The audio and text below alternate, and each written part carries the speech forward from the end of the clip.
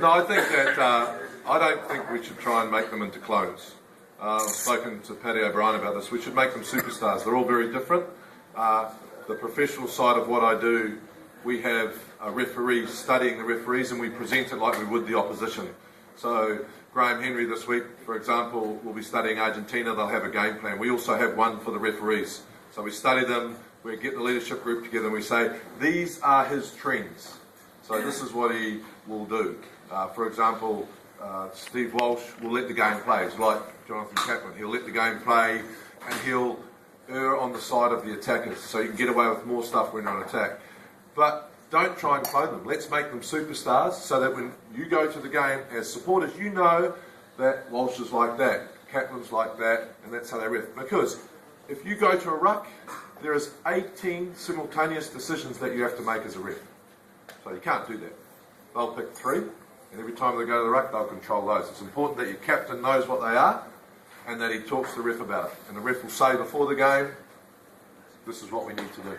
So an important part of the game, let's make them personalities like everyone else, although I don't think too many of them have abs like Sonny Bill Williams. Thanks. One of the interesting things, obviously, as a spectator when you're looking at games, is to look at what players are having what individual players are having a major impact on their team and the way in which their team's going. Francois, have you seen enough to comment on what sort of players are standing out for you at this stage? It's been a difficult World Cup. There's not 1 or 2 superstars that have just jumped out. It's been mostly team performances. In New Zealand, Kaui and Dag. I mean, Israel Dag is a fantastic rugby player. He's balanced, he runs, he's great under the high ball. For me, Kaui and Dag has stood out. But Conrad Smith to me is the key to New Zealand's victory. If you lose Conrad Smith, he's the brains. He makes the backline tick. And now with Slade, I mean, he is the key player for New Zealand. Full stop. Richie, yes, but that's where it's gonna unfold for New Zealand.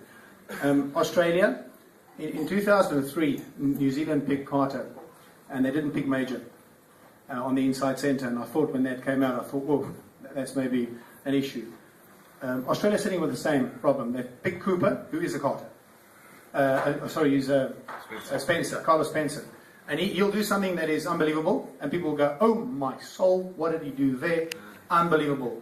But he also can throw a pass in the tight phase that can cost you the game. That's just the style he plays. So you need an inside player that maybe Barnes, they can play him there. So if they start playing those guys, Guinea for me is also the gel that runs that team.